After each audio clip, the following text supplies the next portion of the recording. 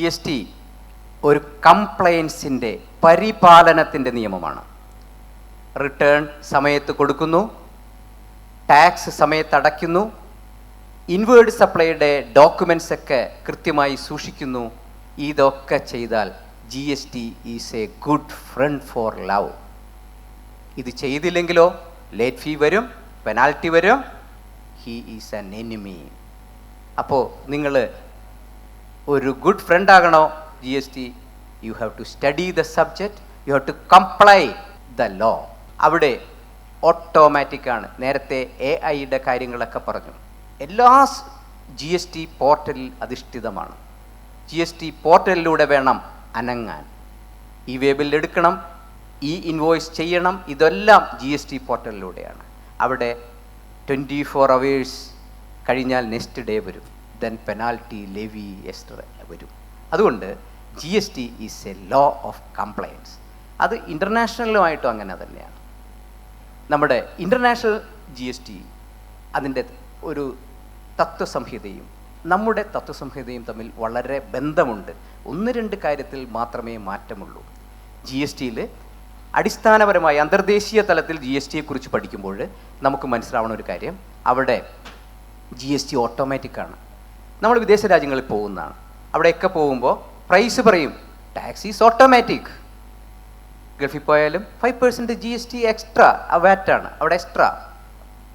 അപ്പോൾ പ്രൈസ് നിശ്ചയിക്കുമ്പോൾ നികുതി ഒരു ഭാഗമാകരുത് എന്ന അന്തർദേശീയ തത്വം GSTയിലൂടെ വ്യാപിപ്പിക്കാൻ പോകാണ്.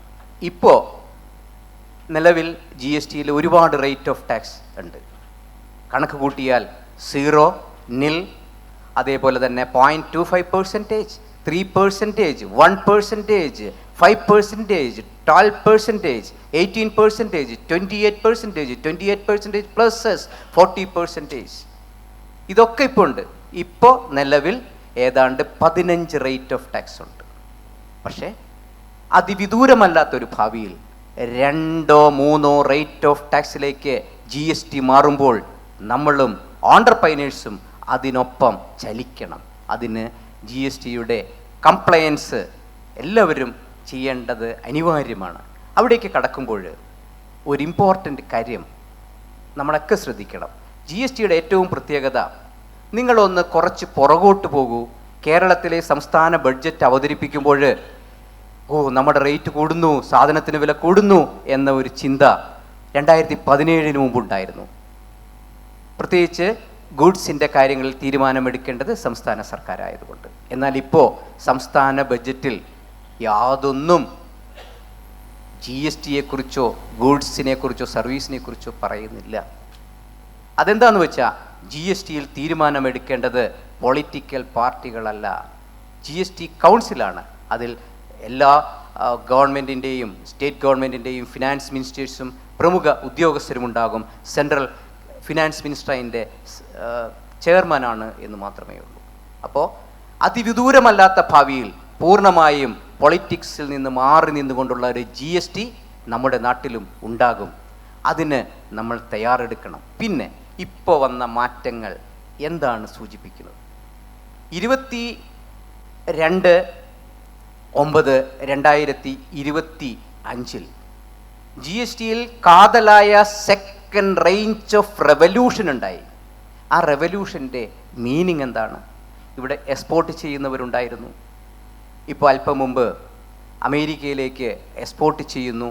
ഞാൻ സ്റ്റോക്ക് വെച്ച് വെയിറ്റ് ചെയ്യാണ്, താരിഫിൻ്റെ ചേഞ്ച് അറിയട്ടെ എന്നൊക്കെ പറയുന്നു. ഒപ്പം തന്നെ ആ മാഡം പറഞ്ഞു, പുറത്തേക്ക് മാത്രമല്ല നമ്മളിവിടെ തന്നെ കസ്റ്റമറൈസ്ഡ് പ്രൊട്ടക്റ്റ് ഞങ്ങൾ എടുക്കുകയാണ്, ചെയ്യുകയാണ് എന്നെല്ലാം പറഞ്ഞു.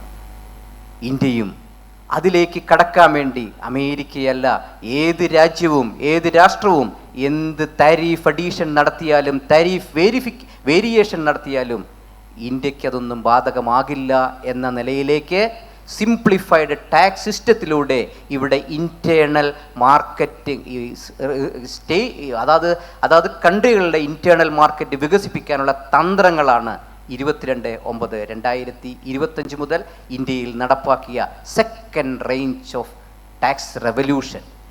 ഒരു വലിയ ബെനിഫിറ്റ് GSTയുടെ ഈ ചേഞ്ചിലൂടെ വന്നിട്ടുണ്ട്. അതായത് 1 കോടി രൂപ പർച്ചേസ് നടത്തുന്ന ഒരാൾക്ക് പേപ്പർ പ്രൊഡക്ട്സ് ആണെന്ന് വിചാരിക്കുക, 18% ടാക്സ് ആണെന്ന് വിചാരിക്കുക. അപ്പോൾ 18 ലക്ഷം രൂപ അദ്ദേഹം ഒരു മാസം ഇൻപുട്ടായി കൊടുത്തു. അദ്ദേഹം ഉണ്ടാക്കുന്ന പ്രൊഡക്റ്റിന് 5% ടാക്സ് ഉള്ളൂ എന്ന് വിചാരിക്കുക. അയാൾക്ക് ലേബിലിറ്റി 5 ലക്ഷം രൂപയേ ഉള്ളൂ. 18 ലക്ഷം രൂപ അദ്ദേഹം ഇൻപുട്ടായി കൊടുത്തു. ഇപ്പോൾ വന്ന മാറ്റമനുസരിച്ച് ആ ഡിഫറൻസ് 18 ലക്ഷം കൊടുത്തതിന് 5 മാത്രമേ ലേബിലിറ്റി ഉള്ളൂ. ബാക്കി 13 ലക്ഷം രൂപ അപ്ലിക്കേഷൻ കൊടുത്ത് 7 പ്രവൃത്തി ദിവസത്തിനുള്ളിൽ ആ അസസ്തിയുടെ അക്കൗണ്ടിലേക്ക് മാറ്റുമെന്നുള്ളൊരു പ്രഖ്യാപനം, അത്തരത്തിലുള്ള ഒരുപാട് നല്ല പ്രഖ്യാപനങ്ങൾ നമുക്ക് കിട്ടിയിട്ടുണ്ട്. അപ്പോൾ GST നന്നായി പ്ലാൻ ചെയ്ത ഇപ്പോൾ ഈ വ്യക്തിയെ സംബന്ധിച്ചോളം 5 ലക്ഷം രൂപ അടയ്ക്കേണ്ടു, 18 ലക്ഷം രൂപ കയ്യിൽ കിട്ടി. ആദ്യം 13 ലക്ഷം രൂപ അദ്ദേഹത്തിന് കിട്ടി. 1 കോടിയുടെ പർച്ചേസ് നടത്തിയപ്പോൾ അദ്ദേഹത്തിന് കിട്ടിയത് 13 ലക്ഷം രൂപയുടെ ബെനിഫിറ്റാണ്. 13% ഓഫ് ദ പർച്ചേസ് വാല്യൂ. ഏത് പ്രൊഡക്റ്റിന് കിട്ടും അത്രയും ലാഭം, പിന്നെ അദ്ദേഹം വിൽക്കുമ്പോൾ കിട്ടുന്ന ലാഭം. അങ്ങനെ ഒരുപാട് മാറ്റങ്ങൾ GSTയിൽ ഉണ്ടായിട്ടുണ്ട്. അപ്പോൾ നമുക്ക് അവസാനിപ്പിക്കേണ്ടതുണ്ട്. അദ്ദേഹം പറഞ്ഞതെന്ന് ഒരു പുതിയ ഓണ്ടർപ്രൈനർ ഇൻവേർട്ടഡ് ഡ്യൂട്ടി സ്ട്രക്ചറിൽ raw material rate of tax കൂടുതലും ഫിനിഷ്ഡ് പ്രൊഡക്റ്റിന് കുറവുമുള്ള മാനുഫാക്ചറിങ് സൈഡിലേക്ക് കടക്കുക, അതാണ് ആഗോളമായി കണ്ടുവരുന്ന ഒരു പ്രവണത. ഇന്ത്യയിലും അത്തരത്തിലുള്ള പ്രവണതകൾ ഉണ്ടാകട്ടെ. പിന്നെ രണ്ടാമത്തെ ചോദ്യത്തിൽ ഒരു കാര്യം, ക്യാഷ് ഫ്ലോ കൂടുതൽ വരും. ആ ക്യാഷ് ഫ്ലോ കൂടുതൽ വരുമ്പോൾ അത് എംപ്ലോയ് ചെയ്യുന്ന മൾട്ടി ലെവലിലാണ്. അതുകൊണ്ട് അവിടെയും 1+2 = 3, 1+2 = 3 എന്നുള്ള നിലയിലല്ല, അത് 2⁻³ എന്ന നിലയിലേക്ക് മൾട്ടിപ്ലൈ ചെയ്യും എന്നുകൂടി പറഞ്ഞുകൊണ്ട് നിർത്തുന്നു. നമസ്കാരം.